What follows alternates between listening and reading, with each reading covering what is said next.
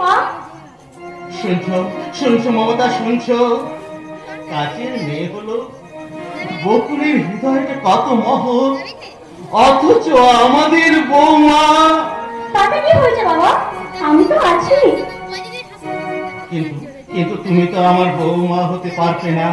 তুমি তো তোমার সেবাব্রত দিয়ে আমার এই সংসার মন্দিরকে গড়ে তুলতে পারবে না।